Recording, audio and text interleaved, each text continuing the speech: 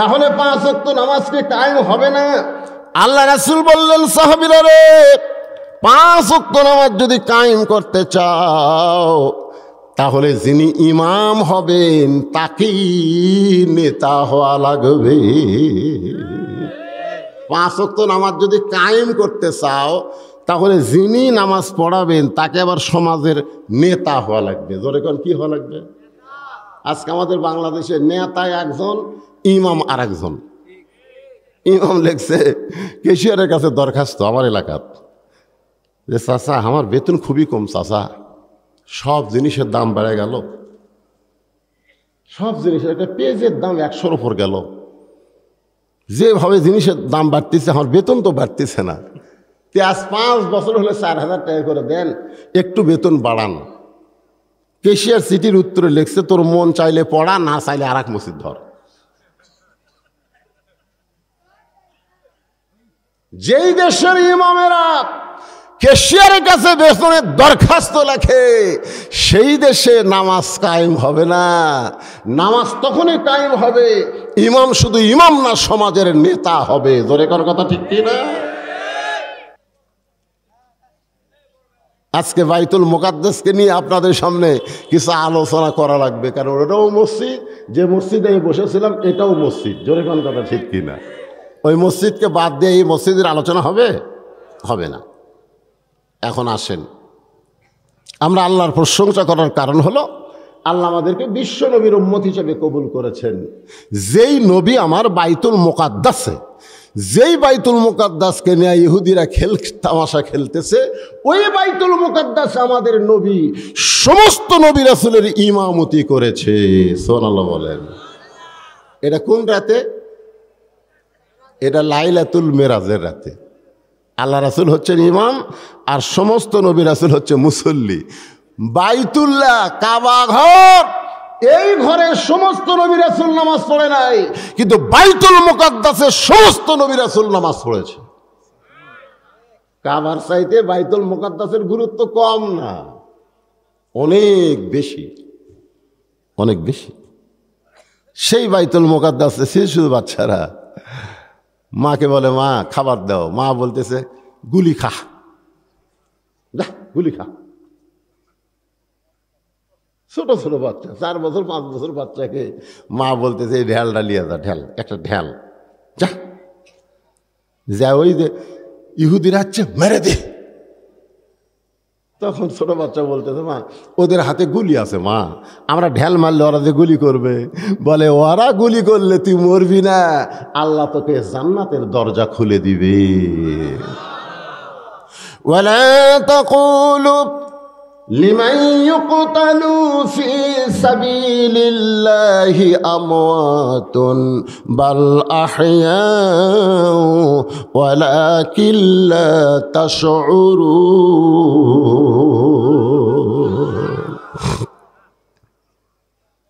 হাশেম নামে একটা ছেলে মায়ের কাছে কান্দারে বলে, মা বর্তমান গোটা পৃথিবীতে 200 কোটি মুসলমান, মাত্র সামান্য কয়েকজন ইসরায়েলের ইহুদি ওরা আমাদেরকে হত্যা করতেছে, অথচ 200 কোটি মুসলমান তারা কি করে?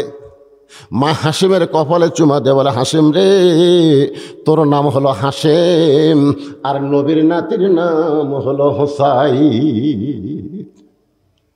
যেদিন হোসেনের দেহ থেকে মস্তককে বিচ্ছিন্ন করা হলো, সেই দিন পৃথিবীতে হাজার হাজার মুসলমান ছিল, কিন্তু হোসেনের পক্ষে তারা কাজ করে নাই। আজকে ফিলিস্তিনেরা হোসেনের মতন জীবন দিবে, কিন্তু নবীর ইসলামকে দুনিয়াতে ভুলণ্ঠিত হতে দিবে না। সুবহানাল্লাহ বলে। যেই যুবকেরা কষ্ট করে মাহফিল করতেছ, আমি তোমাদেরকে বলতেছি বাজান, আজ কয়েকদিন হলে তোমরা কষ্ট করে এই জান্নাতের বাগান লাগাইছ, নাম দিয়েছ মসজিদের উদ্যোগে। মসজিদ শুধু একটা ঘর না, এই ঘরে 5 ওয়াক্ত নামাজ জামাতের সঙ্গে আদায় করা লাগবে। সেদিন জামালপুর এক নেতা বলতেছে, বর্তমান প্রধানমন্ত্রী 564টা মসজিদ করেছে, 564টা মডেল মসজিদ করেছে, এরপরেও কতকগুলো আলেম প্রধানমন্ত্রী দেখতে পারে না, মানে আমাকে লক্ষ্য করে বলতেছে। 564টা মসজিদ বানাচ্ছে, মডেল মসজিদ। জোরে কোন কি মসজিদ? যেই প্রধানমন্ত্রী 564টা মসজিদ করলো, অথচ আলেমরা সেই প্রধানমন্ত্রীকে দেখতে পারে না। নেতা ভাষণ দিয়ে যখন চলে গেল, আমি তখন বললাম, নেতা ভাই তুমি তো ভাষণ দিয়ে চলে যাও, তুমি তো বক্তার ওয়াজ শোনো না।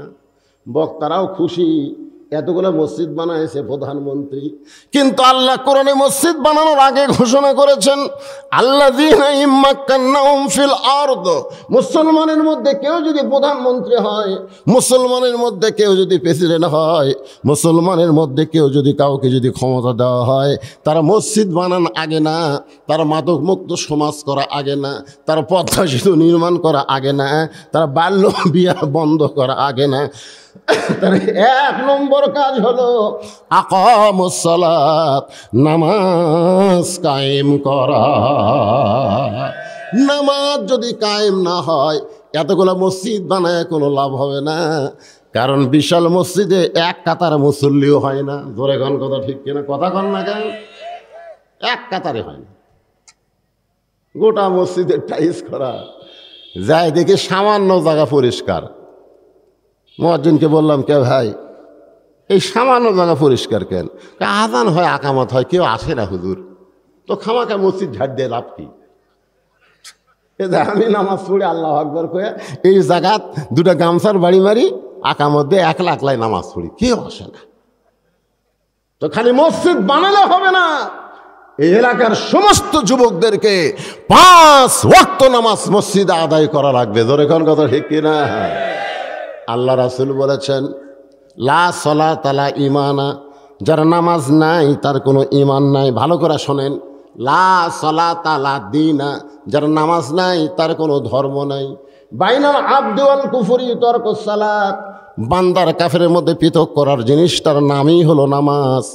আল্লাহ রাসূল বলেছেন কঠিন কথা, মান তারাকা সালাতু মুতাম্মিদান ফাকাদ কাফারা, ইচ্ছা করে যারা মাগরিবের নামাজ এশার নামাজ বাদ দিল, তার আর মুসলমান থাকলো না, তারা মুসলমান খারিজ হয়ে কাফের হয়ে গেল। কথা কন না কেন? আপনার জমির পর্চা আছে কিন্তু সিএস নাই। পর্চা আছে কি নাই? সিএস নাই। বর্তমানে জমি খারিজ হবে, এজোর এখানে খারিজ হবে। তাহলে যদি আপনি মাগরিব এশার নামাজ না পড়েন, শুধু শুক্রবারে জুমার নামাজ পড়েন, বলে হুজুর আমি তো নামাজি, আমি 5 ওয়াক্ত নামাজ না পড়লেও জুমার নামাজ পড়ি। যারা জুমার নামাজ পড়েন তাদের জন্য লা তাকনাতু মির রাহমাতিল্লাহ, আল্লাহ দয়া করে হাসরের ময়দানে বলবে, যারা 5 ওয়াক্ত নামাজ পড়ো নাই, শুধু জুমার নামাজ পড়েছ, আমি রহমান রহিম তোমাদেরকে জান্নাত দিয়া দিলাম, যাও। সঙ্গে সঙ্গে জুমা পাটি খুশি হয়ে জান্নাতের দিকে দৌড় মারবে। এক দৌড়ে জান্নাতের দরজাত গিয়ে দেখবে, জান্নাতের দরজাত বিশাল একটা তালা। বলবে, আল্লাহ আপনি জান্নাত দিলেন কিন্তু তালা কেন? আল্লাহ বলে, পকেট হাঁটায় দেখ, চাবি খোলার জন্য তোদের চাবি আছে, তালা খোলার জন্য তোদের কাছে চাবি আছে। ওই জুম্মা পাটি তখন পকেট হাতায় দেখবে একটা চাবি আছে, ওই চাবি তালার মধ্যে ঢুকবে কিন্তু ঘুরবি না, ঢুকবে ঠিকই কিন্তু ঘুরবি না। আল্লাহ চাবি ঢুকলো তালার মধ্যে ঘরে না কেন? আল্লাহ কয়, পাগল রে, তালার মধ্যে 5টা দাগ আছে, তোর চাবির মধ্যেও 5টা দাগ থাকা লাগবে, দাগে দাগে মিল হলে কুট্টুস করে তালা খুলবে। এখন দেখ তো তোর চাবিতে দাগ আছে কিনা। বলে, আল্লাহ আমার চাবি হলো তেল তেলা। আল্লাহ বলবেন, ফজর জোহর মাগরিব এশা এই 5 ওয়াক্ত আমাদের দাগ যদি চাবিতে না থাকে, ওই জান্নাতের তালা কোনোদিন খুলবে না। যারা শুধু জুম্মার নামাজ পড়েন, বড় জোর তারা জান্নাত দেখতে পারবেন কিন্তু ভিতরে ঢুকতে পারবেন না। এখন যারা জুম্মা পাটি কথা কয় না, কি কথা কন না, তাহলে নামাজ 5 ওয়াক্ত নামাজ আদায় করা লাগবে। আল্লাহর নবী কিন্তু 5 ওয়াক্ত নামাজ পাইছে নবুয়তের 10ম বৎসরে, 10 বৎসরে যখন নবী, তখন এই 5 ওয়াক্ত নামাজ পাইছে লাইলাতুল মেরাজে। সুবহানাল্লাহ। কোন কয় ওয়াক্ত? 5 ওয়াক্ত নামাজ নিয়ে নবী চলে আসলেন মক্কায়। মক্কায় আসার পরে নবী নামাজ কায়েম করতে পারলেন না। এই নামাজ পাওয়ার আরো 3 বছর নবী মক্কায় ছিলেন। নবী সর্বসাকুল্যে নবী হওয়ার পরে মক্কায় ছিলেন 13 বছর। জোরে কোন কয় বছর? তাহলে নামাজ যখন পাইছে তখন কয় বছর? 10 বছর। একটু হাঁ হুঁকারি ধরেন, আমার কথা কি আপনারা বুঝতে পারতেছেন না? তাহলে 10 বছর নামাজ পাইলেন, 13 বছর পর্যন্ত নবী মক্কায় থাকলেন, কিন্তু নামাজ কায়েম করতে পারলেন না। প্রকাশ্যে জামাতে নামাজ আদায় করতে পারতেছেন না। সাহাবেরা বললেন, ইয়া রাসূলুল্লাহ, হুজুর মক্কায় কি নামাজ কায়েম হবে না? তাহলে 5 ওয়াক্ত নামাজ কি কায়েম হবে না? আল্লাহ রাসূল বললেন, সাহাবীরা রে, 5 ওয়াক্ত নামাজ যদি কায়েম করতে চাও তাহলে যিনি ইমাম হবেন তাকেই নেতা হওয়া লাগবে। 5 ওয়াক্ত নামাজ যদি কায়েম করতে চাও তাহলে যিনি নামাজ পড়াবেন তাকে আবার সমাজের নেতা হওয়া লাগবে। জোরে কোন কি হওয়া লাগবে? আজকে আমাদের বাংলাদেশে নেতা একজন, ইমাম আর একজন। ইমাম লেখছে কেশিয়ারের কাছে দরখাস্ত আমার এলাকার, যে চাচা আমার বেতন খুবই কম, চাচা সব জিনিসের দাম বেড়ে গেল, সব জিনিসের একটা পেঁয়াজের দাম 100-র উপর গেল, যেভাবে জিনিসের দাম বাড়তেছে আমার বেতন তো বাড়তেছে না, আজ 5 বছর হলে 4000 টাকা করে দেন, একটু বেতন বাড়ান। কেশিয়ার চিঠির উত্তরে লিখছে, তোর মন চাইলে পড়া, না চাইলে আর এক মসজিদ ধর।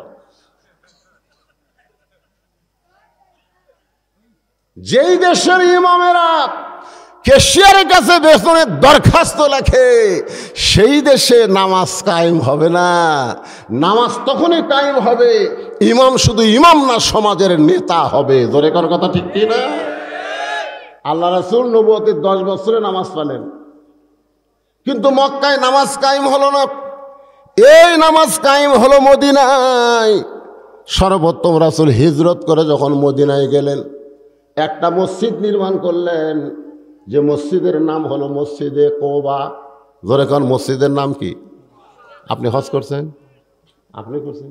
মাশাআল্লাহ, এ 3টে হাজিরে। মসজিদে কোবার ভিতরে 2 রাকাত নামাজ পড়লে একটা উমরা হজের সওয়াব আল্লাহ দান করে। এটাই হলো দুনিয়ার সর্বপ্রথম মসজিদ, যেটা মদিনায় রাসূল তৈরি করলেন। মদিনায় গিয়ে দেখলেন একটা সুন্দর জায়গা।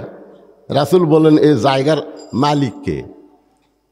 মদিনার এক আনসার বলল, হুজুর যাই মালিক তাই তো মরে গেছে, তার 2টা সন্তান এখন জায়গার মালিক হচ্ছে। আল্লাহ রাসূল এই 2 সন্তানকে ডাক দিলেন, ডাক দিয়ে নিজের 2 উরাতের উপরে 2 জনকে বসালেন। সুবহানাল্লাহ বলেন। বসায় বললেন, বাবা এই জায়গার মালিক এখন তোমরা, জায়গাটা আমার খুবই পছন্দ। 2 ছেলে আসমানের দিকে তাকায় বললেন, হুজুর জায়গার মালিক তো আমরা না, জায়গার মালিক হচ্ছে আল্লাহ। রাসূল চমকে গেল। 2 বাচ্চা রাসূলের উরাতের উপরে বসে আসমানের দিকে তাকায় বললেন, হুজুর এই জায়গার মালিক তো আমরা না, জায়গার মালিক হচ্ছে আল্লাহ। রাসূল বললেন, বাবা এই জায়গাটা আমার খুব পছন্দ, এই জায়গার মধ্যে একটা ঘর নির্মাণ হবে। 2 বাচ্চা বললেন, ঘরের মালিককে? বলে ঘরের মালিক হচ্ছে আল্লাহ, এর বিনিময়ে তোমরা কি চাও? 2 বাচ্চা নবীর কপালে একটা চুমা দিয়ে বললেন, হুজুর এর বিনিময়ে আমরা আল্লাহর জান্নাত চাই। সর্বপ্রথম মসজিদ নির্মাণ হলো মসজিদে কুবা। আল্লাহ রাসূল বললেন, বেলাল মসজিদ হয়ে গেছে, এখন আজান দাও। হযরত বেলালকে বললেন, মসজিদ হয়ে গেছে, এখন আজান দাও। আবু বকর, ওমর, ওসমান তোমরা কোথায়? বেলালের জন্য একটা মিনার বানাও, একটা উঁচু জায়গা বানাও, সেই জায়গায় দাঁড়িয়ে হযরত বেলাল আজান দেবে। বেলালের চোখ দিয়ে দর দর করে পানি পড়তেছে।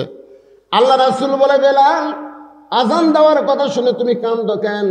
বেলাল বলে, রাসূলুল্লাহ গোপনে একদিন লা ইলাহা ইল্লাল্লাহ জিকির করেছি, এই জিকির করার কারণে আমার জিবার মধ্যে ওরা পেরেক মারছে, সারা রাত বুকে পাথর চাপা দিয়ে রাখছে। আজকে এমন একটা পরিবেশ পাইলাম, যেই পরিবেশ আমি গেলাম মিনারে দাঁড়িয়ে আল্লাহু আকবার বলে আজান দিব। রাসূল বললেন, বেলাল রে মক্কার পরিবেশ নাই, মদিনার পরিবেশে এখন নামাজ কায়েম হবে। আর যখনই নামাজ কায়েম হবে সঙ্গে সঙ্গে আল্লাহ বললেন ইন্নাস সালাতা তানহা আনিল ফাহশাই ওয়াল মুনকার, একমাত্র নামাজই পারে মানুষকে যাবতীয় খারাপি থেকে বাঁচায়া দিতে। সুবহানাল্লাহ বলেন না কেন? আপনারা বলেন তো যে 6 বছরের বাচ্চাকে 7 বছরের বাচ্চাকে রোজা রাখার কথা আছে, 7 বছরের বাচ্চাকে হজ করানোর কথা আছে, 7 বছরের বাচ্চাকে যাকাত দেওয়ার কথা আছে, কিন্তু 7 বছর বয়স থেকে নামাজের তালিম দেওয়ার কথা আছে। যেরকম আছে না? 7 বছর থেকে তালিম দিবে আর 10 বছর থেকে জোর করে ঘাড় এরকম ঘাড় ধরে মসজিদে নিয়ে যাবে। মসজিদে নিয়ে যায় নামাজ পড়াবা।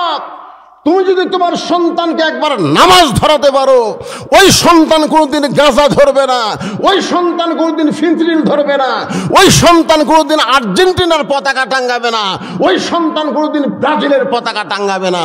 যদি তুমি নামাজ ধরাবার পারো, ওই দুনিয়ার সমস্ত অন্যায় ছেড়ে দিবে। জোরে কোন কথা ঠিক কিনা?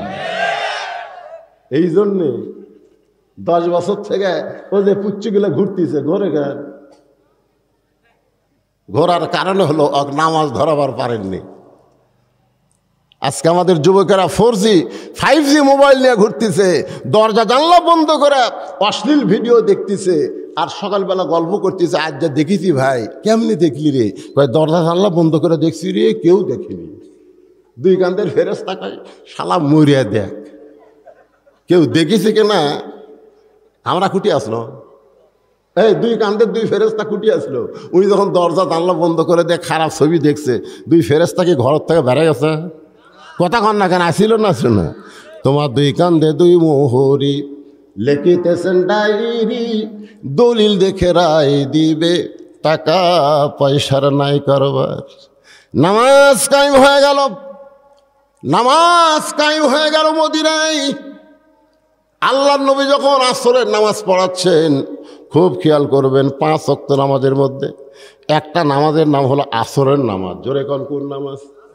এমন সময় আল্লাহ তাআলা ফেরেশতা জিবরাইলকে পাঠাইলেন, যাও জিবরাইল যাও, নবীর উপরে কোরআনের আয়াত নাজিল করো। নামাজ পড়া অবস্থায় নবীর উপরে আল্লাহ কোরআনের আয়াত নাজিল করলেন। নামাজ শেষ হয়ে গেলে রাসূল বললেন, সাহাবীরা তোমরা জানো আজকে নামাজের ভিতরেই আমার উপরে কোরআনের আয়াত নাজিল হয়েছে। সাহাবীরা বলে, হুজুর আমরা জানবো কেমনে? আপনি জানালে আমরা জানবো। সুবহানাল্লাহ। রাসূল বললেন, যে আয়াতে কারিমা নাজিল হয়েছে এ আয়াত কি তোমরা শুনতে চাও? সাহাবীরা বললেন, হুজুর শোনার জন্য ব্যাকুল হয়ে আছি, আপনি বলেন। রাসূল বললেন, শুধু শুনলে হবে না, সামিনা ওয়া তাআনা, শুনলে কিন্তু আমল করা লাগবে। সুবহানাল্লাহ বলেন, সুবহানাল্লাহ বলেন। খালি শুনলে হবে? আচ্ছা, আল্লাহ রাসূলের উপরে আসরের নামাজের সময় যে আয়াতটা নাজিল হয়েছে এটা সাহাবীরা শুনবে। রাসূল বললেন শুধু শুনলে হবে না, এটা ধরা লাগবে। কি করা লাগবে? ধরা লাগবে। হুজুর বললেন, তাহলে শোনো, আয়াতটা হলো আইয়ুহান নাবিয়্যু হারজিল মুমিনিনা আলাল কিতাল। সাহাবীরা বুঝবার পারছে, কেন আরবি তো। সাহাবীরা আরবি বোঝে কি বোঝে না? এই কথা কোন বোঝে কি বোঝে না? যেই বলছে ইয়া আইয়ুহান নাবিয়্যু হারজিল মুমিনিনা আলাল কিতাল, সমস্ত সাহাবী চমকে উঠছে, সব সাহাবী চমকে উঠছে, কারণ বুঝবার পারছে এই আয়াতের বাংলা অর্থ কি। আপনারা কি বুঝবার পারছেন? এই আয়াতের বাংলা অর্থ হলো, হে রাসূল খালি জামাতবদ্ধ হয়ে 5 ওয়াক্ত নামাজ পড়লে হবে না, জামাতবদ্ধ হয়ে কাফেরদের মোকাবেলা করতে হবে। যে কোনো সময় মক্কার কাফেররা মদিনা আক্রমণ করতে পারে, আর মদিনা আক্রমণ করলে নামাজ দিয়া দোয়া দিয়া আপনি মদিনা রক্ষা করতে পারবেন না। মদিনা রক্ষা করতে গেলে মক্কার কাফেরদের বিরুদ্ধে অস্ত্র ধরা লাগবে। জোরে কোন কি ধরা লাগবে? তখন একজন সাহাবী মাথার টুপি মুকুট দাড়ি পরনের জুব্বা সামনে কাতারের নামাজ পড়ে, ওই নবীর হাঁটুর সঙ্গে হাঁটু লাগাই বললেন, ইয়া রাসূলুল্লাহ এটা না গন্ডগোলের আয়াত। আজকে আমাদের বাংলাদেশে এরকম লোক আছে না নাই? যেরকম আছে না নাই? কোরআনের ওয়াজ শুনবে, সারা রাত কোরআনের ওয়াজ শুনবে, কিন্তু কোরআন বিজয়ের কথা বললি ওদের কলিজাতে আগুন ধরে যাবে। জোরে কোন কথা ঠিক কি না? কারণ কোরআন থাকবে মৌলবীর কাছে, কোরআন থাকবে মসজিদে, কোরআন থাকবে মাদ্রাসায়, কোরআন সমাজের মধ্যে নিয়ে আসে কেন রে? কোরআনের কথা বললি কবি হুজুর আবার এটা কি শুরু করলো? এই টুপিওয়ালা দাড়িওয়ালা জুব্বাওয়ালা নবীর হাঁটুর সঙ্গে হাঁটু লাগায় বলতে যে হুজুর এটা একটা গন্ডগোলের আয়াত। কিসের আয়াত? গন্ডগোলের আয়াত। আপনারা বলেন তো, আল কোরআনের আলো সব জায়গায় জালো, এটা কি গন্ডগোলের স্লোগান? তাহলে আমার সঙ্গে সবাই বলা লাগবে, আল কোরআনের আলো। আমি কয়া দিলাম ভাই রে, আমি কয়া দিলাম সব জায়গায়। তারপরে ঘরে ঘরে কনকে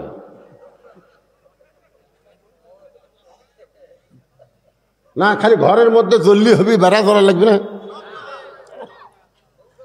আপনি ঘরের মধ্যে কোরআন শরীফ পড়লেন, পড়ে বের হয়ে দেখেন যে একটা বেপরদা মেয়ে মানুষ রাস্তায় ঘুরতেছে। এখন সেই বেপরদা মেয়ে মানুষ আপনার চোখের মধ্যে ঢুকে গেছে। চোখর ঢুকলে খালি চোখর থাকে, ওটা এই জায়গাটা আবার ঢুকে গেছে, মেমোরি হচ্ছে। এখন জোহরে নামাজ পড়বার যা নিয়ত করতেছেন, ইলা জিহাদের কাবাতে শরীফত আল্লাহু আকবার, মুখ আছে কাবার দিকে, চোখ আছে সেজদার দিকে, আর মন খালি বলতেছে রাস্তা কি দেখলাম রে।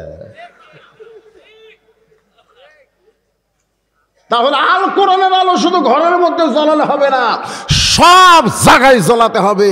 এটা কি গন্ডগোলের স্লোগান? হ্যাঁ, জোরে কোন গন্ডগোলের? আল কোরআনের আলো, কোরআন হাদিস যেখানে,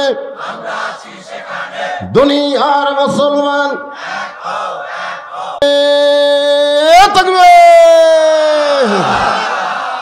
দুনিয়ার মুসলমান যে এক হয় তার প্রমাণ হলো আল্লাহর ঘর। আমি নিজের চোখে দেখছি আসরের নামাজ হুজুর নাই, যেরকম কি নাই, হুজুর নাই। 3 জন মুসল্লি ঢুকে খালি ঘড়ি দেখতেছে। ওই 3 মুসল্লি আবার 3 দল করে। ঘর কয়টা আর দল কয়টা?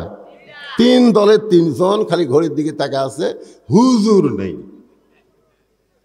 নামাজের সময় হয়ে গেল, এখন হুজুর ঢুকলি তাকে সামনে দিবে। তা আমি এখন দেখে চিন্তা করলাম, আমি ঢুকলি তো আমাকে সামনে দিবে না, ঢুকবো না, দেখি আর কি করে। তা আমার এলাকার তো আমি চিন্তা করে দেখলাম 3 দল করে। কোন দলের সাপোর্টার? একটা দেখলাম আওয়ামী লীগ, একটা বিএনপি, আর একটা হলো জামাত। তো জামাত ইসলাম নরম মানুষ, তো আওয়ামী লীগকে বলতে যে ভাই তোর দল ক্ষমতাটা আছে, তুই সামনে যা। নরম হয়ে বলতেছে তোর দল এখন ক্ষমতাটা আছে, তুই সামনে যা। আওয়ামী লীগ বলতেছে ভাই বিরক্ত করিস না, আমি মাঝে মধ্যে নামাজ পড়ি রে, কিন্তু পড়াবার পারি না। তখন জামাত ইসলাম বলতেছে ভাই বিএনপি তুই তাহলে সামনে যা। বলে পাগল হয়েছিস, মাঝে মধ্যে আকামত দিবার পারি, কিন্তু নামাজ কয় রাকাত কোনটা সেটা ঠিক মতো পড়াবার পারি না। তখন বলতেছে তুইও পারিস না, উইও পারে না, তাহলে আমি যাই। তা না, আওয়ামী লীগ বলতেছে দেরি করিস কেন ভাই রে, টাইম হয়ে গেছে, সামনে যা। তখন বলতেছে ভাই রে কি নিয়ত করবে, কি নিয়ত করবে? তোমাকে কিন্তু বলা লাগবে ইক্তেদাইতু বিহাযাল ইমাম, আমরা এই ইমামকে অনুসরণ করতেছি। তা আমি এখন রাজাকার, তোমরা হলে আওয়ামী লীগ বিএনপি, আমাকে কি তোমরা অনুসরণ করবে? তখন আওয়ামী লীগ ছিলেন বলতেছে তুই বাইরের কথা ভিতরে বলিস কেন রে? আমি আওয়ামী লীগ, তুই বিএনপি, তুই রাজাকার, এটা হলো বাইরের কথা। আর ভিতরের কথা আমরা 3 ভাই একসঙ্গে জামাত করতে চাই। এই জন্য দুনিয়ার মুসলমান এক হও, এক হও, একমাত্র কোরআনের মাহফিলে পারে। জোরে কোন কথা ঠিক কিনা? এখানে সব দলের লোক আছে, কিন্তু আল্লাহর কোরআনের কারণে আমরা দল ভুলে গিয়া, মত ভুলে গিয়া আল্লাহর কোরআন থেকে তাফসির শোনার জন্যে এখানে আমরা বসে পড়েছি। একটু মনোযোগ দিয়ে শোনেন। আল্লাহ রাসূল হাঁটুর সঙ্গে হাঁটু লাগাইয়া ওই টুপিওয়ালা জুব্বাওয়ালা দাড়িওয়ালা প্রথম কাতারের সাহাবি যখন বলতে যে হুজুর এটা গন্ডগোলের আয়াত, সঙ্গে সঙ্গে নবী চুপ মেরে গেলেন। এত সুন্দর নামাজি, 5 ওয়াক্ত নামাজ সামনে কাতারে পড়ে, সেই লোকটা যখন বলে গন্ডগোলের আয়াত, তাহলে এটা কে? এতদিন ধরে জানতাম পাকা মুসলমান, কিন্তু এই মুহূর্তে আমি জানতে চাই এটাকে। এমন সময় আল্লাহ তাআলা জিবরাইলকে পাঠায় দিলেন। ফেরেশতা জিবরাইল বলতেছেন, ওয়ামিনান নাসি মান ইয়াকুলু আমান্না বিল্লাহি ওয়া বিল ইয়াউমিল আখিরি ওয়া মা হুম বিমুমিনিন।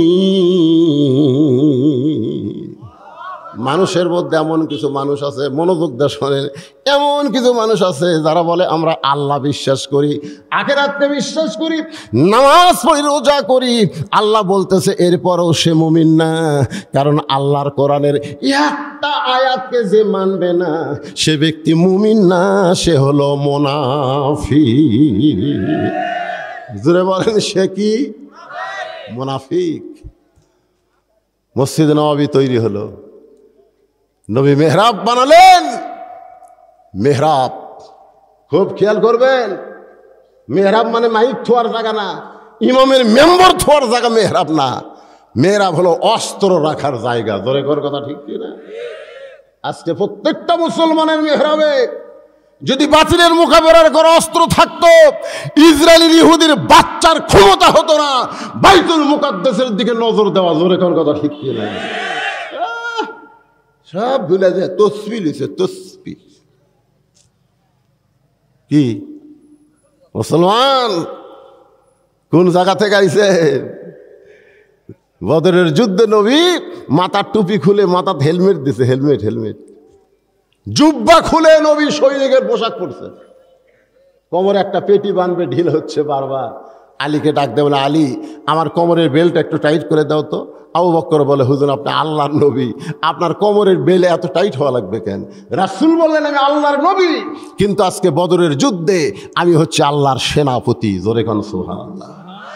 কি মনে করছেন যে নবীর প্রতি দরুদ পড়ে জান্নাতে যাবেন, নবীর সুপারিশ দিবেন? আর সেই নবী বাতিলের বিরুদ্ধে লড়াই করেছে, সেই নবী উহুদের ময়দানে দান দান শহীদ করেছে, আর সেই নবীর উম্মতেরা আজকে বাতিলের সঙ্গে আপোষ করে জান্নাতে যাবার চায়। জান্নাত তোমার মামার বাড়ি না। জোরে কোন কথা ঠিক কিনা? একটু মনোযোগ দিবেন। এই মসজিদের মধ্যে 5 ওয়াক্ত নামাজ কায়েম হয়েছে। নবী হচ্ছেন মক্কার প্রেসিডেন্ট। ছোট্ট করে আপনাদের বলি, আসরের নামাজের ইমামতি করবেন নবী। মনে আছে না? ভুলে গেছেন? কোন নামাজ? আসরের নামাজ। হযরত বেলাল আকামত দিচ্ছে, নবী আমার মেহরাবের মধ্যে ঢুকতেছে। আল্লাহ রাসূল ততক্ষণ পর্যন্ত কিবলামুখী হন না যতক্ষণ পর্যন্ত সাহাবীরা কাতার সোজা না করে। কাতার সোজা যতক্ষণ না করে ততক্ষণ নবী কিবলামুখী হয় না। আমার কথা বুঝলেন? মসজিদে ঢুকলে কি সোজা করা লাগবে? কাতার সোজা করা লাগবে। এখন বলেন, আপনাকে সামনে কাতারে যদি একটা চেয়ার থাকে, না না না বিরক্ত না, সামনে কাতারে একটা চেয়ার আছে, তাহলে কাতার সোজা কিভাবে করবেন? আমাকে ফতোয়া দেন তো। না, অনেকে কয় হুজুর, এই হুজুর সিয়ারের বিরুদ্ধে একলাই কয়। আমি একলা না, বাংলাদেশের সমস্ত আলেম সিয়ারের বিরুদ্ধে ফতোয়া দিছে। জোরে কোন কথা ঠিক কিনা? হ্যাঁ, ইউটিউবে যান, যা লগ ইন করেন যে সিয়ারে বসে নামাজ হবে কিনা, লেখেন।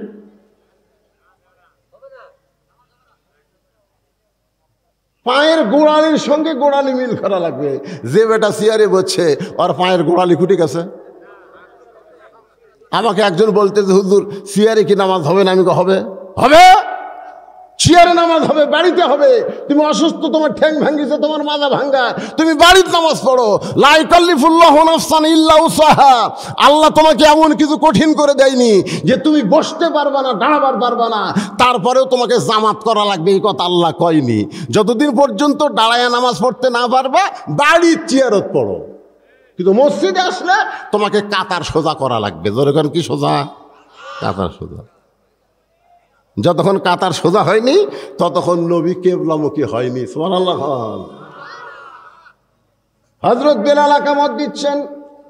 আকামতের মধ্যে 2টা শব্দ আছে, কদ কামাতিস সালাহ, কদ কামাতিস সালাহ। আপনারা বলেন তো কদ কামাতিস সালাহ শব্দের অর্থ কি? এবারে আপনারা কি বিরক্ত হচ্ছেন?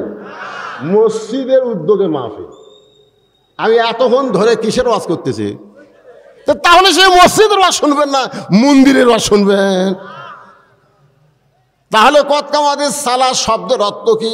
মুয়াজ্জিন তা আরবিতে কয়, এর বাংলা অর্থ কি? এর বাংলা অর্থ হলো অবশ্যই নামাজ দাঁড়িয়ে গেছে। কদ মানে কি? অবশ্যই। কামা মানে কি? খাড়া হওয়া। সালাত মানে কি? নামাজ। অবশ্যই নামাজ দাঁড়িয়ে গেছে। কতকামাদের সালা শোনার পরে আর বসে থাকা যাবে না। নামাজের যে কয়টা ফরজ তার মধ্যে একটা ফরজ হলো দাঁড়িয়ে নামাজ পড়া। ধরে কোন ঠিক কিনা? কিন্তু আল্লাহর নবী তাকায় দেখে সামনে কাতারে একজন সাহাবী বসে আছে। কতকামাদের সালাত শোনা পরে ওই সাহাবী দাঁড়াবার পারতেছে না, বসে আছে। নবী বললেন, এই সাহাবী, বেলাল আকামত দিয়ে কতকামাদের সালাত বলছে, এরপরেও তুমি বসে আছো, তুমি কেন দাঁড়াও না? তুমি কেন দাঁড়াও না? আল্লাহ কোরআনে বলেছেন, এই যে কোরআন শরীফ দেখেন, এই কোরআনের মধ্যে আল্লাহ কোট করে বলেছেন, কুমু লিল্লাহি কানিতিন, তোমাকে অবশ্যই আনুগত্য নিয়ে আল্লাহর জন্য দাঁড়াতে হবে। এই হুকুম কার? রাসূল বললেন, কুম মানে কি? দাঁড়াও। লিল্লাহি, আল্লাহর জন্য, কানিতিন, আনুগত্য নিয়ে দাঁড়াও। সিনা টান করে দাঁড়াও না। নামাজ যখন দাঁড়াবা এরকম নিয়ত করার পরে তুমি যখন হাত বাঁধবা মনে করবা তোমার চাইতে বড় আসামি এই দুনিয়াতে আর কেউ না। ঠিক কিনা? এইভাবে হাত বাঁধবা। সামনে কাতারে একজন মুসল্লি হাত বাঁধতে আছে, আর মসজিদের বারান্দাতে এক মুসল্লির মোবাইলে রিংটন বাজছে রে, আর ঘুম ভাঙ্গায়া গেল রে মরার কুকিলে। ওই খালি এরকম বলছে, শালারে। যতক্ষণ আর মোবাইলে রিংটন বাজছে প্রত্যেকবারই কাছে শালারে, মানে মুখ ফসকা বের হয়ে গেল। তো নামাজ শেষ হলে বললাম, কে ভাই, বারান্দাত মোবাইলে রিংটন বাজলো, আপনি সামনে কাতারে শালারে। হুজুর, খেলে হাতটা বান্দা না থাকলে ওর চাপা আমি ফাটাতাম। খেলে হাত বান্দা আছে দেখে আমি লড়বার পারতেছি না। তার মানে কি বোঝা গেল? হাত বান্দা এটা সরকারের কোনো হ্যান্ডকাপ না, এটা আল্লাহর নামাজের হ্যান্ডকাপ। ধরে কোন কথা ঠিক কিনা? যখন রুকুতে গেলাম, সুবহান রাব্বিয়াল আযীম, সেজদাত গেলেন, সুবহান রাব্বিয়াল আলা। ওই ব্যক্তি যখন কবরে যাবে মুনকির নাকির জিজ্ঞাসা করতেছে, মান রব্বুকা, তোমার রবকে? সঙ্গে সঙ্গে নামাজ খাড়া হয়ে বলতেছে, এ মুনকির নাকির, কাকে রব সম্পর্কে প্রশ্ন করতেছিস? যে দৈনিক 5 ওয়াক্ত নামাজ আদায় করেছে, মাঝে মধ্যে সুন্নত নফল আদায় করেছে, প্রত্যেকবার নামাজ শুরু করার সময় আলহামদুলিল্লাহি রব্বিল আলামিন বলে নামাজ শুরু করেছে। রুকুতে গেলে সুবহান রাব্বিল আযীম কইছে, সেজদাত গিয়া সুবহান রাব্বিল আলা কইছে। তোমার রব রব করে যে ব্যক্তি দুনিয়াতে নামাজ পড়ে কবরে আসলো, তাকে আবার রব সম্পর্কে প্রশ্ন করিস কেন? ফেরেশতা বলে, আল্লাহ তোমার মান্দাকে মান রব্বুকা প্রশ্ন করার সাথে সাথেই নামাজ যে ক্যাপা খেপলো, আমরা এখন করব কি? আল্লাহ বলে, ফেরেশতা তোমরা সাক্ষী থাকো, যেই ব্যক্তি নামাজ আদায় করে কবরে আইছে রবের উত্তর তার হয়ে গেছে। নামাজ আদায় করে যারা কবরে যায় তাদেরকে মান রব্বুকা প্রশ্নের উত্তর দেওয়া লাগবে না, এটা অটোমেটিক হয়ে যাবে। ধরে কান সুবহানাল্লাহ। আল্লাহ নবী বললেন, দাঁড়াও। সবাই দাঁড়াইছে, আর তুমি বসে আছো কেন? এমন সময় ওই সাহাবী কাঁদতেছে। রাসূল কয়, কান্দো কেন? বলে, কান্দার কারণ হলো আজকে 3 দিন হলে না খাওয়ার কারণে আমার দেহটা এত দুর্বল হয়ে গেছে। হুজুর, আপনি বলেছেন যখন মুয়াজ্জিন আজান দিবে পুরুষ মানুষ তারা বাড়িতে নামাজ পড়তে পারবে না। আপনি বলেছেন আজান দিলে পুরুষ মানুষকে মসজিদে আসতে হবে। আমি হামাগুড়ি দিয়া মসজিদের বারান্দায়, আমার মন বলতে যে সামনে কাতারের ফজিলত বেশি, শুধুমাত্র ফজিলত পাওয়ার আশায় সামনে কাতারে বসে গেছি। কিন্তু মুয়াজ্জিন বেলাল যখন আকামত দেয় আমি বারবার দাঁড়াবার চাই, কিন্তু আমার দেহ দুর্বল হওয়ার কারণে আমি দাঁড়াবার পারতেছি না। এই কথা বলার সঙ্গে সঙ্গে আল্লাহর নবী ডাক দিলেন, ওসমান। সুবহানাল্লাহ বলেন। যার কথা আল্লাহ কোরআনে বলেছেন, মা সাবাকা মিন হাসানাতিন ফামিনাল্লাহ। বান্দা বান্দির দ্বারা যখন কোনো ভালো কাজ হয়, এ কাজ বান্দা বান্দি করে না, বরং আল্লাহ নিজে করায়। আপনারা বলেন তো, এই মাহফিলে বসাটা ভালো কাজ না খারাপ কাজ? তাহলে এই কাজ কে করালো? আপনি করলেন না আল্লাহ করালো? যে আল্লাহ দয়া করে রহম করে আজকের তাফসীরুল কোরআন মাহফিলে আপনাদেরকে কবুল করলেন, আমি আমার অন্তরের অন্তঃস্থল থেকে আপনাদের সবাইকে শুভেচ্ছা জ্ঞাপন করছি। সম্মানিতা মা বোনেরা, পর্দার অন্তরালে বসে বসে যারা আলোচনা শুনতেছেন, আমি তাদেরকেও শ্রদ্ধা জ্ঞাপন করে এই মুহূর্তে জানতে চাচ্ছি, মহাদেবপুরের বাবাজিরা আপনারা কেমন আছেন? এই মাইকের সাউন্ড একটু কমায় দাও, বেশি হয়ে গেছে। আলহামদুলিল্লাহি রব্বিল আলামিন। যে আল্লাহ দয়া করে রহম করে মেহেরবানি করে আজকের এই মাহফিলে জান্নাতের টুকরার ভিতরে আপনাদেরকে কবুল করলেন, আপনারা কি খুশি হয়ে আছেন না বেজার হয়ে গেছেন? যদি খুশি হন তাহলে জবান খুলে সকলেই বলবো রব্বানা লাকাল হাম হামদান কাসীরান তাইয়িবান মুবারাকান ফীহি। দেখেন আল্লাহর কি রহমত। গোপালপুর, ঘোষালপুর, সরস্বতীপুর, মহাদেবপুর সবগুলা হিন্দু নাম। ধরে কোন কথা ঠিক কিনা? এই হিন্দু নাম থাকার পরেও হিন্দু একটাও নাই। আল্লাহ তাআলা এই হিন্দু এলাকায় একসময় নওগাঁ ছিল হিন্দু শাসিত এলাকা, সেই এলাকার মধ্যে আল্লাহ আমাদেরকে মুসলমান হিসাবে কবুল করেছেন। এটা আল্লাহর খাস রহমত। আল্লাহ কোরআনে বলেন, অমাইয়াবতাগি গয়রাল ইসলামা দীনান ফালান ইউকবালা মিনহু। ইসলাম ছাড়া অন্য কোনো ধর্ম যদি তোমরা গ্রহণ করো, ওইটা আল্লাহর দরবারে কবুল হবে না। আল্লাহর কাছে একমাত্র কবুলযোগ্য ধর্মের নামই হলো ইসলাম। আজকে সেই ইসলামের ভিতরে আমরা কবুল হয়েছি কার ইশারায়, কার রহমতে? তাহলে খুশি না বেজার? মাশাআল্লাহ। আল্লাহ তাআলা আমাদের জন্য বলেছেন, কুলিয়া ইবাদি লাযিনা আসরাফু লা তাকনাতু মির রাহমাতিল্লাহ ইন্নাল্লাহা ইয়াগফিরুয যুনুবা জামিআ ইন্নাহু হুয়াল গাফুরুর রহিম। আল্লাহু আকবার।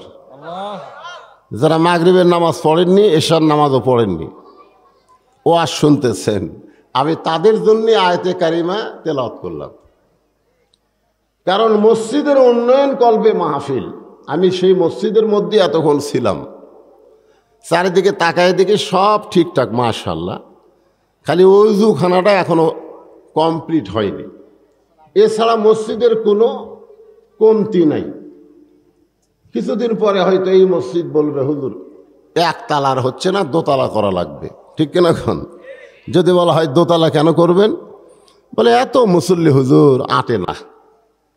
মাশাআল্লাহ, মসজিদ দোতলা হচ্ছে। ফজরের খবর কি? ফজরের খবর তো এক কাতারই হয় না। জোহরের খবর কি? কয় মহাদেবপুরে গেছে। আসরের খবর কি? কাজ কামের দিন। মাগরিবের খবর কি? কয় ফজরের মতোই হয়। এশার খবর কি? কয় মন চাইলে আসে। তো মসজিদের মধ্যে কয় কাতার? কয় 5 কাতার। এখনো এক কাতারের মুসল্লি হলো না, দোতলা করবে কেন? তখন বলতে যে হুজুর ওই যে জুমার দিন সবার শেষে আসা আগে যায়, ওই শালাকের জন্য দোতলা করা লাগতেছে। জুমার দিনে সবার শেষে আসে আগে যায়, ওদের জন্য দোতলা করা লাগবে। আজকে মসজিদের যে 5 ওয়াক্ত নামাজ হবে মসজিদের উন্নয়ন কল্পে, আমি সে আলোচনা আপনাদের সামনে তুলে ধরব। ইন্না সালাতি ওয়া নুসুখি ওয়া মাহইয়ায়া ওয়া মামাতি লিল্লাহি রাব্বিল আলামিন। আমরা আল্লাহর প্রশংসা করব এই কারণেই যে আল্লাহ তাআলা আমাদেরকে বিশ্ব নবীর উম্মত হিসাবে কবুল করেছেন। আল্লাহ ইচ্ছা করলে আদম নবীর সময় আমাদের দুনিয়ার পাঠাবার পারতেন। আল্লাহ ইচ্ছা করলে ঈসা, মুসা, ইব্রাহিম আলাইহিস সালামের সময় আমাদেরকে দুনিয়াতে পাঠাবার পারতেন, কিন্তু ওই সময় না পাঠায়া এই বিশ্ব নবীর উম্মত করে দুনিয়াতে প্রেরণ করলেন। খুশি না বেজার? কেমন খুশি! ঈসা আলাইহিস সালামকে আল্লাহ যখন দুনিয়া থেকে চতুর্থ আসমানে নিয়ে যায়, আজকে তো বাইতুল মুকাদ্দাস নিয়ে খুব গন্ডগোল চলতেছে, জোরে কোন কথা ঠিক কিনা? আল্লাহ কোরআনে বলেছে সুবহানাল্লাযী আসরা বিআবদিহি লাইলাম মিনাল মাসজিদিল হারাম ইলাল মাসজিদিল আকসা। কাবা ঘর ধ্বংস করতে এসেছিল আবরাহা বাদশা, নাম কি? আবরাহা। সূরা ফিল পড়েন। তখন কাবা ঘরের মুত্তাল্লিক ছিল আব্দুল মুত্তালেব। কাবা ঘরের মুত্তাল্লিক কে ছিল? আব্দুল মুত্তালেব ছিল। তা আবরাহা বাদশা মনে মনে চিন্তা করলো, আমি তো ইয়ামিন থেকে কাবা ঘর ধ্বংস করতে আসলাম, আব্দুল মুত্তালেব হয়তো কাবার পক্ষে কিছু বলবে। কিন্তু আব্দুল মুত্তালেব আবরাহা বাদশার কাছে না গিয়া কাবা ঘরের দরজাত গেলেন। কাবা ঘরের দরজাত গিয়ে বললেন, আল্লাহ, আমরা নিরস্ত, আমাদের অস্ত্র নাই, আমাদের জনগণ নাই। ইব্রাহিম আলাইহিস সালামকে দিয়ে তুমি এই ঘর বানাছো, আজকে ইয়ামিন থেকে আবরাহা বাদশা ধ্বংস করতে এসেছে, আমরা কিছুই করতে পারবো না, সব দায়িত্ব তোমাকে দিয়ে দিলাম। সব দায়িত্ব কাকে দিছে?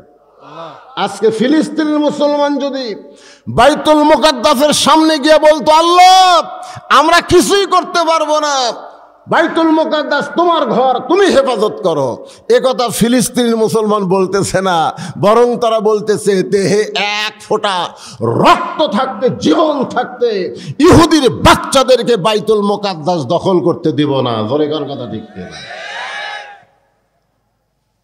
কিছুক্ষণ করে আব্দুল মুত্তালেব আবরাহা বাদশার কাছে গেছে। তা আবরাহা বাদশা মুচকি মুচকি হাসতেছে, যাক, আমার কাছে হয়তো বলবে কাবা ঘরের হেফাজত চাই। কিন্তু আব্দুল মুত্তালেব বললেন, ভাই, তোমার সৈনিকের অত্যাচারে আমার কিছু উট তোমার এলাকার মধ্যে ঢুকছে, এই উটগুলো ফেরত চাই। আবরাহা বাদশা চমকে বলতেছে যে কাবা ঘরের চাইতে উটের গুরুত্ব তোমার কাছে বেশি। বলে, কাবা ঘর আমার না, ঘর হলো আল্লাহ, ধ্বংস করবার আচ্ছা করো, এখানে আমার করার কিছু নাই, যা করবি আল্লাহ। আপনারা বলেন তো আল্লাহ কি করছে? এই আল্লাহ কি করছে? কিছু করেনি। সূরা ফিল আপনারা পড়েন না? পড়েন পড়েন। তয়রান আবাবিল, তয়রান আবাবিল, ছোটো ছোটো পাখি ভাই রে, মুখের মধ্যে একটা করে খালি সরষের দানার মতন পাথর লিয়ে খালি ছাড়িয়ে দিছে রে, হস্তি বাহিনী সব শেষ রে। কিন্তু বাইতুল মুকাদ্দাসকে ওরা দখল করতেছে, হাজার হাজার মুসলমানকে হত্যা করতেছে। এখন কি আল্লাহ ঘুম পাড়তেছে? আল্লাহ কেন বসে আছেন কোন তো? বসে থাকার কারণ হলো আল্লাহ তাআলা দুনিয়া থেকে একটা নবীকে চতুর্থ আসমানে নিয়ে গেছে, তার নাম হলো ঈসা আলাইহিস সালাম। ধরে কোন তার নাম কি? ঈসা আলাইহিস সালাম। প্রত্যেক দিন মাথার পাগড়ি বাঁধে, প্রত্যেক দিন। এ পাগড়ি বান্ধা মানে নামাজের জন্য না, এ পাগড়ি বাঁধে দুনিয়ার জুলুমকে অবসান করার জন্য, সৈনিক হিসাবে দুনিয়াতে আসার জন্য। জোরে খান সুবহানাল্লাহ। আল্লাহ বলে, ঈসা, একটু ধৈর্য ধর, একটু ধৈর্য ধর, সময় মতো তোকে পাঠানো হবে, যখন গোটা পৃথিবী চলে আসবে মুসলমানের পায়ের তলায়। ইহুদি খ্রিস্টান হিন্দু বৌদ্ধ তোমরা হলো বরের যাত্রী, আর মুসলমান হলো বর। জোরে কোন কথা ঠিক কিনা? মুসলমান হলো বর। এই মুসলমান আছে বলে আল্লাহ ইহুদি খ্রিস্টান বৌদ্ধ হিন্দুদেরকে খাবার দিচ্ছে। যেদিন পৃথিবীতে মুসলমান থাকবে না, একটা বিধর্মীর খাওয়া হবে না। জোরে কোন কথা ঠিক কিনা? আপনার বিবাহের অনুষ্ঠানে যান না? যান না? বরক ছাড়া যান না লিয়া যান? মধ্যে ঘাটার যায় যদি বর কয়, ভাই আমি বিয়া করবো না, আমি বিয়া করবো না, আমি বাড়ির যাবো, বর জাতির বলতেছে তোর মনে, তুই চলে যা, আমরা যাবো না, তোর বিয়ার যে আমরা খামো আর তুই ফেরত যাবি, যা। তো বর চলে গেছে, ওরাও বর যাত্রী মেয়ে পক্ষের বাড়িতে যায়, খালি বলতেছে খাবার দাও ভাই, আস্তে আস্তে শরীর ক্ষুদে লেগে গেছে, খাবার দাও। তখন পাত্রীপক্ষ খালি খুঁজতেছে, খুঁজে দেখে কারে বর নাই। কারণ বরের একটা সাইজ আছে, বরের মাথার টুপি আছে, বরের মুখের দাড়ি আছে, বরের পাঞ্জাবি আছে। জোরে কোন কথা ঠিক কি না? কিন্তু এই শালারা তো তেলা, এর কিছুই নাই। তখন পাত্রীপক্ষের একজন বলতেছে, কে ভাই, তোমরা তো বারবার খাবার চাও, কিন্তু বর তখন বলতেছে বর তো মধ্যে রাস্তার থেকে পড়ে গেছে। আপনার বলেন তো পাত্রীপক্ষ বরযাত্রীকে খাওয়াবে না পিটন দিবে? আজকে গোটা পৃথিবীতে মুসলমান হলো বর, বর খায় না। বরের সাথে একজন থাকে, আমাকে কাহার হতে কোলদারা, কোলদারা কয় না? যখন বড় বড় ঘাস দিবার চাই তখন কোলদারা খাই, ছোট ছোট খা। ওই যে তোর শ্বশুর দেখতেছে, তোর শাহ শ্বশুর দেখতেছে, ওই দেখ জনগণ তোর দিকে তাকা আছে রে, তোর মুখের দিকে সবার চোখ। আজকে কম খা, আগামীকাল থেকে তোর খাওয়া শুরু হবে। আর যারা বেশি করে খাচ্ছে এই শালাকের আর খাওয়া নাই। জনগণ কথা ঠিক না? সামান্য কিছু ভর্তি বর হাতমাল দিয়া মুখ মোছে, মোস এটি ভরে আছে বস। এই দুনিয়াতে মুসলমান হলো বরের জাত। এদেরকে আল্লাহ খাওয়ার জন্য, ফুর্তি করার জন্য দুনিয়াতে প্রেরণ করেন নাই। এদের কোল দ্বারা হলো ডান কান্দের বাম কান্দের ফেরেস্তা। একটু খেয়াল করেন, এই দুনিয়াতে কম খাও, ভদ্রান্তি রেখে যাও। বাল তো উসিরুনাল হায়াতাদ দুনিয়া ওয়াল আখিরাতু খায়রু ওয়া আবকা। তোমাদের জন্য আল্লাহ আখেরাতকে সুন্দর করে সাজায় রাখছে। আজকে কম খাও, আগামীকাল থেকে খাও। দুনিয়াতে তোমরা কম খাও, কিন্তু আগামীকাল থেকে আখেরাতে তোমাদের খাওয়া আছে। আর বরযাত্রী আজকেই শেষ খাওয়া, কাল থেকে খালি পিটন খাওয়া। জোরে কোন কথা ঠিক না? আপনারা বলেন তো বরযাত্রী যদি বর ছাড়া পরের দিন যায় আর খাবার দিবি? কিন্তু ইহুদি খ্রিস্টান এই শালারা বুঝবার পারতেছে না, এরা মুসলমান বরকে এরা হত্যা করতেছে। কিন্তু বরেরা যদি না থাকে তোরকে খিলাবি কেরে? আল্লাহর ঠেকা পড়ে নাই একটা বিধর্মীকে খাওয়ানো। জোরে কোন কথা ঠিক কিনা?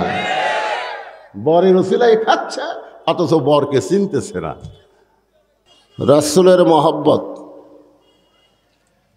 কার মহব্বত? হ্যাঁ, রাসূলের মহব্বতে জবান খুলে সকলে বলি সাল্লাল্লাহু আলাইহি ওয়াসাল্লাম।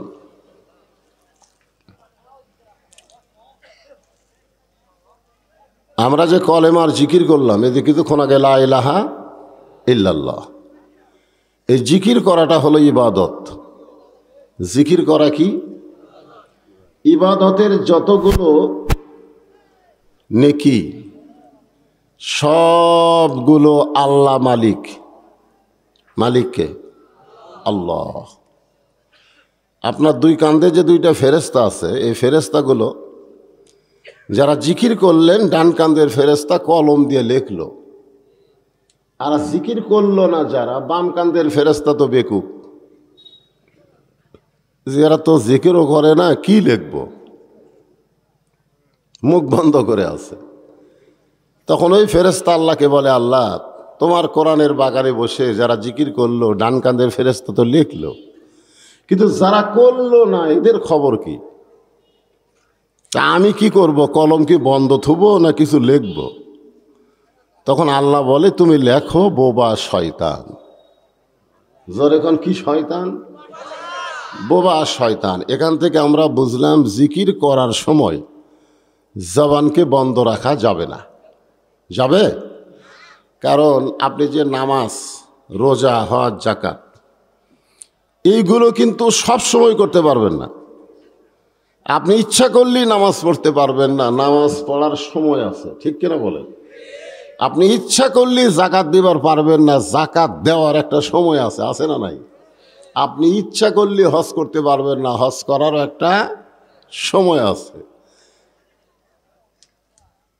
আপনি ইচ্ছা করলেই রোজা রাখতে পারবেন না, রোজা রাখারও কিন্তু একটা সময় আছে। কিন্তু আপনি ইচ্ছা করলেই জিকির করতে পারবেন, জিকির করার কোনো সময় নাই। এটা সব সময় করা যাবে। যার কারণে আল্লাহ কোরআনে বললেন, ইয়া আইয়ুহাল্লাযীনা আমানু উযকুরুল্লাহা যিকরান কাসীরা। যারা আমাকে বিশ্বাস স্থাপন করেছো তারা সব সময় আমি আল্লাহর জিকির করো। জোরে করো সুবহানাল্লাহ। তাহলে আপনারা যে কলেমার জিকির করলেন, এটা কার জিকির? সবচাইতে উত্তম জিকির, আফজালুজ জিকির লা ইলাহা ইল্লাল্লাহ। কিন্তু জিকিরের পরে আমরা যখন বললাম মোহাম্মদ রাসূলুল্লাহ, এই মোহাম্মদ রাসূলুল্লাহ কিন্তু জিকির না। জিকির শুধুমাত্র কার? মোহাম্মদ রাসূলের জন্য কোনো জিকির করা যাবে? ও যে আব্দুল আলিম একটা গান গাইছিল, নবী মোর পরশমণি, নবী মোর সোনার খনি, নবী নাম জপে যে জন সেই তো দোজাহানের ধনী। পরে বাংলাদেশের আলেমরা এই জপে জায়গায় আপত্তি করল যে আব্দুল আলিম ভাই, নবী নাম জপা জায়েজ নাই। কেউ যদি সারা জীবনে বলে মোহাম্মদ রাসূলুল্লাহ, মোহাম্মদ রাসূলুল্লাহ, মোহাম্মদ রাসূলুল্লাহ, মোহাম্মদ রাসূলুল্লাহ, একটা সওয়াবও হবে না। তাহলে কি করা লাগবে? বলে গানের ওই জায়গা পরিবর্তন করে লিখতে হবে, নবী নাম ভাবে যে জন, নবী নাম ভাবে যে জন সেই তো দোজাহানের ধনী। নবী নাম ভাবা যাবে কিন্তু জপা, কথাটা খেয়াল করবেন। আর যখনই নবীর নাম উচ্চারণ হবে তখন আমাদের উপর ওয়াজিব, আমাদের উপর তখন ওয়াজিব হয়ে যাবে সাল্লাল্লাহু আলাইহি ওয়াসাল্লাম। আপনি যতবার সাল্লাল্লাহু আলাইহি সাল্লাম বলেন আপনার কান্দের ফেরেশতারা লিখবে না, কারণ সাল্লাল্লাহু আলাইহি সাল্লাম এটা কোনো ইবাদত নয়, এটা হলো মহাব্বত। এটা কি? কথাগুলো খেয়াল করবেন, এটার নাম কি? মহাব্বত। আল্লাহ রাসূল এক সময় বললেন যে আমার সমস্ত উম্মতেরা সারা জীবন ইবাদত করে যে নেকি অর্জন করেছে, সেই নেকি যদি এক পাল্লায় দেওয়া হয়, সারা জীবন ইবাদত করে, ধরে কন কি করে? নামাজ, রোজা, হজ, যাকাত, জিকির, আজকার, এরকম সারা জীবন ইবাদত করে এক উম্মত না, সমস্ত উম্মত, এই ইবাদতের নেকি যদি এক পাল্লায় দেওয়া হয়, আর আমার আবু বকরের এক রাতের মহব্বতের নেকি যদি অন্য পাল্লায় দেওয়া হয়, ইবাদতের নেকির চাইতে মহব্বতের নেকির ওজন আল্লাহর কাছে বেশি হবে।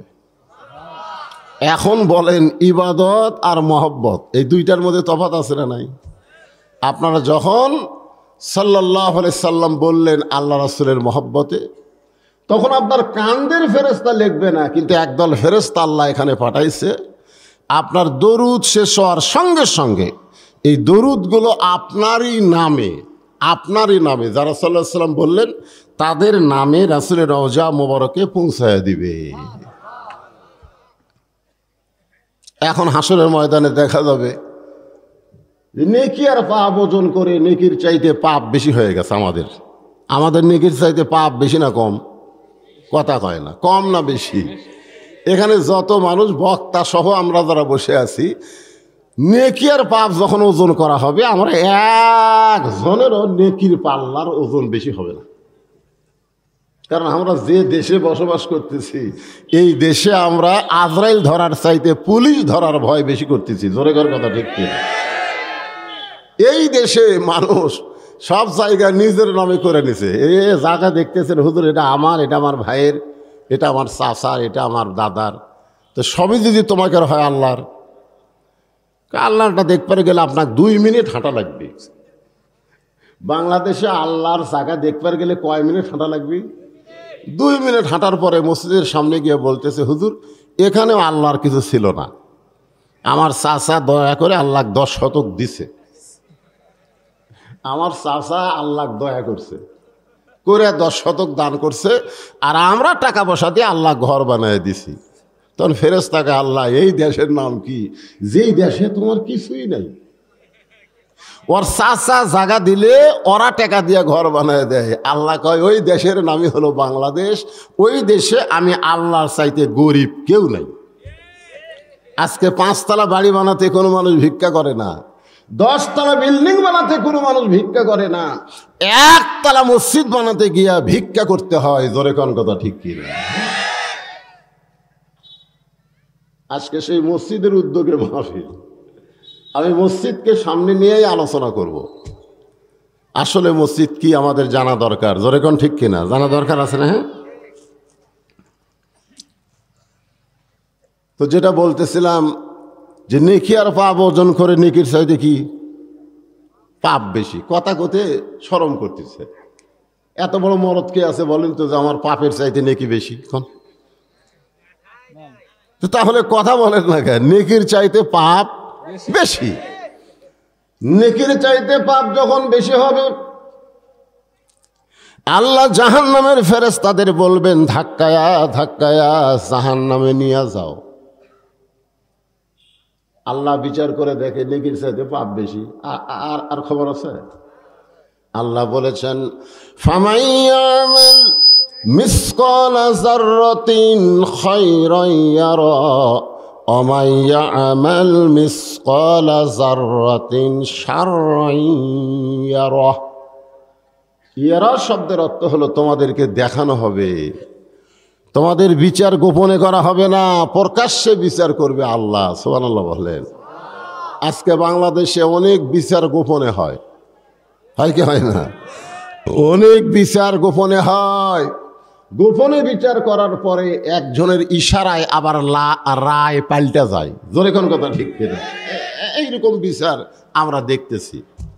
তখন আল্লাহ যখন হাকিম হয়ে বিচার শুরু করবেন তখন কি এই গোপন বিচার করবেন? এই জন্য আল্লাহ বলেছেন ইয়ারা। ইয়ারা মানে তোমাদেরকে দেখানো হবে তোমরা কি করছে মহাদেবপুরে দেখো। এই মহাদেবপুরের বাসীরা তোমরা কি করছো, হ্যাঁ দেখো। এখন নেকির চাইতে পাপ বেশি। ফেরেশতারা ধাক্কায় ধাক্কায় যখন জাহান্নামের দিকে নিয়ে যাবে, ওই সময় শুধুমাত্র একজন মানুষ। আল্লাহ বলেছেন ইয়া আইয়ুহান নাসু তাকু রাব্বাকুম ওয়াখশাউ ইয়াওমান লা ইয়াজজি ওয়ালিদুন আন ওয়ালাদিহি ওয়ালা মাউলুদুন হুয়া জাযিন আন ওয়ালিদিহি শাইয়্যা। মানুষ রে, সেই কঠিন হাসরের ময়দানে পিতা তার সন্তানকে ভুলে যাবে, মা তার সন্তানকে ভুলে যাবে, সন্তান তার বাপ মাকে ভুলে যাবে। এমন কঠিন অবস্থায় শুধুমাত্র একজন মানুষ, সুবহানাল্লাহ বলেন, একজন মানুষ, মানজাল্লাযী ইয়াশফাহ ইনদাহু ইল্লা বিইজনিহি। একজন মানুষকে আল্লাহ তাআলা ওকালতি করার চান্স দিবেন। আল্লাহ হবেন হাকিম, আমরা হব আসামি, আর উকিল হবেন আমাদের নবী। জোরে কোন সুবহানাল্লাহ। ফেরেশতার হাতে সামনে থেকে আল্লাহ রাসূল হাত ধরে হ্যাঁচকা টান দিবেন।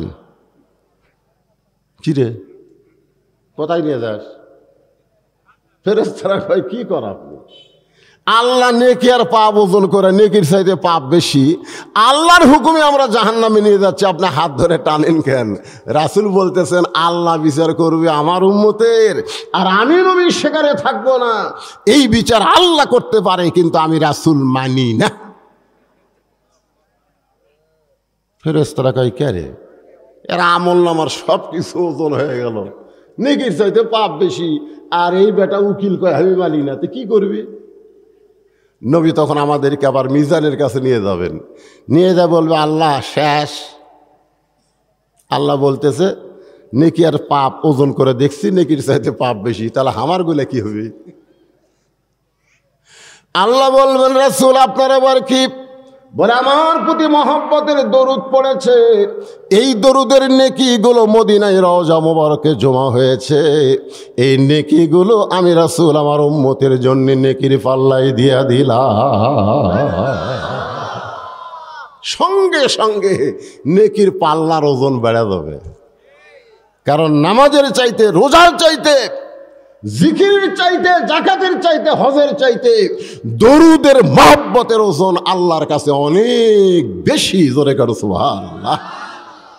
এই জন্য যখন নবীর নাম উচ্চারণ হবে মুখ বন্ধ রাখেন না, দাঁতের ওপর দাঁত দিয়ে মুখ বন্ধ করে রাখেন। মুহাম্মদ রাসূলুল্লাহ শোনার সঙ্গে সঙ্গে বলতে হবে সাল্লাল্লাহু আলাইহি ওয়াসাল্লাম।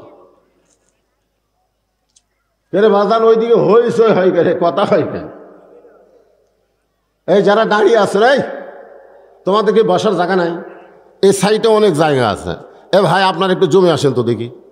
এই ক্যামেরা দিয়ে দেখা যায় না, এই জায়গা বাদ দিয়ে আপনার যে ফাঁকা জায়গা আছে এই জায়গাগুলো একটু জমে বসেন তো, আল্লাহর রাস্তায় একটু জমে বসেন।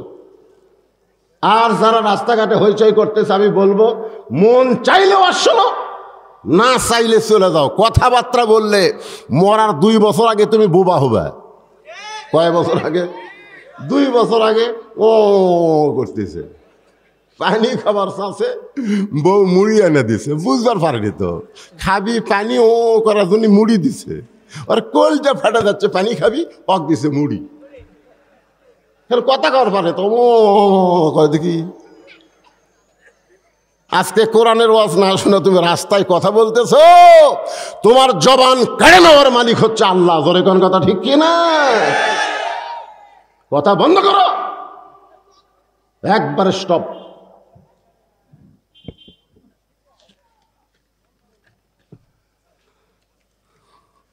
গ্রামের নাম হলো গোপালপুর, ঘোষালপুর। আপনাকে পৃথিবীর ভিতরে মহাদেবপুরের মধ্যে এত পুর। হ্যাঁ, আসলে আমি তো বাংলাদেশ সব জায়গায় বাস করি, এত পুর নাই। হাই রে পুর রে।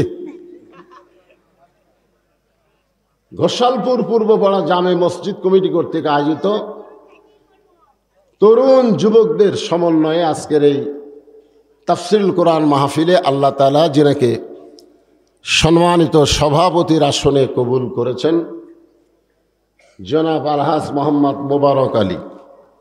আজকের মাহফিলের যিনি সভাপতি, উনি কোথায়? আপনি? মাশাআল্লাহ।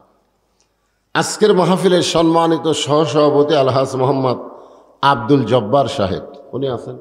মাশাআল্লাহ। আজকের মাহফিলের সম্মানিত প্রধান অতিথি জনাব মোহাম্মদ সলিম উদ্দিন তরফদার সেলিম, আপনাদের এমপি সাহেব। আজকের এই মাহফিলের সম্মানিত বিশেষ অতিথিবৃন্দ যিনারা রয়েছেন, সকলকেই অন্তরের অন্তঃস্থল থেকে আমি শুভেচ্ছা জ্ঞাপন করছি। সম্মানিত ওলামায়ে কেরাম, আপনাদের মাঝে মাঝে যে সমস্ত আলেম ওলামা বসে আছেন, মঞ্চে আছেন, মাগরিবের নামাজের পর থেকে যারা কোরআন হাদিসের আলোকে গুরুত্বপূর্ণ তাফসীর করেছেন, আলেম ওলামা সহ আজকের মাহফিলের বক্তাগণকে অন্তরের অন্তঃস্থল থেকে আমি শুভেচ্ছা জ্ঞাপন করছি। এই মুহূর্তে আমার সামনে যারা বসে আছেন, আল্লাহ যাদেরকে কবুল করেছেন, সুবহানাল্লাহ বলেন। মন চাইলেই বসা যায় না, এখানে বসতে হলে যোগ্যতা লাগে।